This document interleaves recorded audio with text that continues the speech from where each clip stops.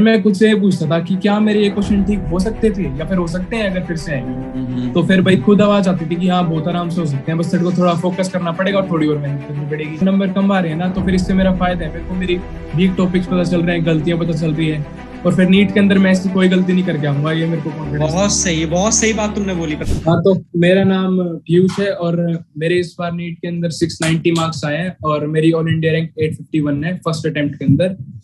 मैंने ऑनलाइन के साथ साथ ऑफलाइन कोचिंग भी ली थी ताकि मतलब मेरे को टेस्ट सीरीज का थोड़ा ज्यादा बेनिफिट हो जाए। आपके जो टोटल मार्क्स है ना, उसमें सब्जेक्ट वाइज थोड़ा बताइए किसमें कितने मार्क्स आए हैं? हाँ जी सर मेरे फिजिक्स के अंदर 170 मार्क्स हैं, केमिस्ट्री में 170 मार्क्स है और बॉटनी एंड जूलॉजी के अंदर 175 मार्क्स है सर। अरे वाह, बहुत बढ़िया। मेरी जब मैंने प्रिपरेशन शुरू करी थी ना 11th के अंदर, तो मतलब जो मेन फैक्टर था ना वो था कंसिस्टेंसी। अगर हम शुरू से लेकर आखिरी तक कंसिस्टेंसी रखेंगे ना, तो बहुत आसानी से एग्जाम को क्लियर कर सकते हैं।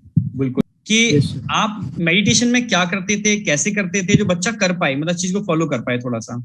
सर ये कि जब मैं रात को पढ़ के फ्री हो जाता था ना, तब मैं 5-6 मिनट ओम की ध्वनि सुन लेता था सर, सुबह रात को सोते टाइम भी, और सुबह उठते ही सबसे पहले सुनता था, और उसके बाद का आगे का सारा दिन शुरू करता था। अच्छा, एक चीज और आपने बताया पेपर की एनालिसिस करते थे, तो ये कैसे आप एनालिसिस करते थे, थोड़ा बताएंगे आप? सर जैसे मैं जूलॉजी की बात करता हूँ, अब जूलॉजी में इवोल्यूशन वाला चैप्टर है।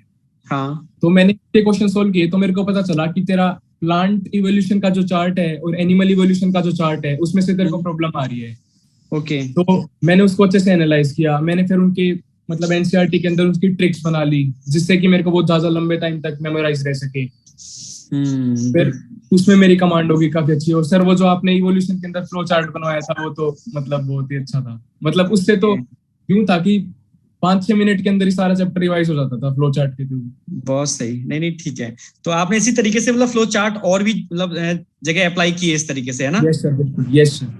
बहुत सही। तो जैसे कभी कभी आपके मार्क्स कम भी आए, जैसे आपने बताया स्टार्टिंग में, तो उसको मैनेज कैसे किया? मतलब कैसे आप मोटिवेटेड रहे, कैसे उसको मैनेज कर पाए? फिर मैं खुद से पूछता था कि क्या मेरे ये क्वेश्चन ठीक हो सकते थे या फिर हो सकते हैं अगर फिर से आएंगे। तो फिर भाई खुद आवाज आती थी कि हाँ बहुत आराम से हो सकते हैं, बस तेरे को थोड़ा फोकस करना पड़ेगा और थोड़ी और मेहनत करनी पड़ेगी। तो मतलब मेरे को तो यूं लगता था अगर नंबर कम आ रहे हैं ना, तो फिर इससे मेरा फायदा है, मेरे को मेरी वीक टॉपिक्स पता चल रहे हैं, गलतियां पता चल रही है, और फिर नीट के अंदर मैं ऐसी कोई गलती नहीं करके आऊंगा, ये मेरे को कॉन्फिडेंस। बहुत सही बात तुमने बोली। पता है, बच्चे को अगर बच्चा क्या करता है, मार्क्स कम आते हैं तो वो डिमोटिवेट हो जाता है, ठीक है, और एनालिसिस नहीं करता, परेशान हो जाता है क्यों आ रहे हैं। और अगर तुमने क्या कर लिया, उसी चीज को पकड़ा कि हाँ कम आ रहे हैं, तो मैं उसको पकड़ता हूँ जिससे कि वो आगे दिक्कत ना हो। बच्चों को क्या बोलना चाहते हो जो बच्चा उस चीज को कर ले, जो तुमने सीखा इस ड्यूरेशन के अंदर? कुछ मैसेज कुछ बच्चों को जो कन्वे करना चाहते हो? एक तो नोट्स काफी अच्छे से प्रिपेयर करने हैं और नोट्स में एनसीईआरटी की लाइन ऐड करनी है, क्योंकि सर मेरे को बेनिफिट ये हुआ कि जब मेरे पास अच्छे नोट्स थे ना, आखिरी के टाइम में मैंने सिर्फ नोट्स की मल्टीपल रिवीजन दी है और उसमें एनसीईआरटी की सारी लाइंस तो सर आपने कवर कराई रखी थी। तो फिर मतलब एनसीईआरटी को पढ़ने पे अगर मेरे को आधा घंटा लग रहा है ना, तो फिर नोट्स मेरे 5-10 मिनट के अंदर पूरे चैप्टर के कंप्लीट हो रहे हैं। ओके।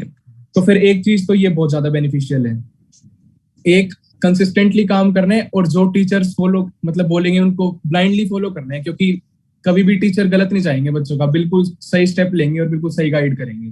बिल्कुल ये सही, ये बहुत अच्छी लाइन बोली, क्योंकि आप में ही हम लोग अपने बच्चों को ढूंढते हैं और अपना पूरा मतलब दिमाग में ये होता है कि बच्चा मेरा बच्चा है, इसके संग क्या बेटर से बेटर कर सकता हूं मैं। बिल्कुल हर टीचर के अंदर यही चीज चलती है, और असली टीचर वही है जो अपने अंदर इस थिंकिंग को लेके चलता है।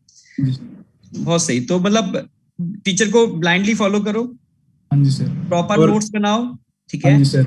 और सर एक टेस्ट कोई भी मिस नहीं करना चाहिए, कभी भी टेस्ट कोई भी मिस मत करो।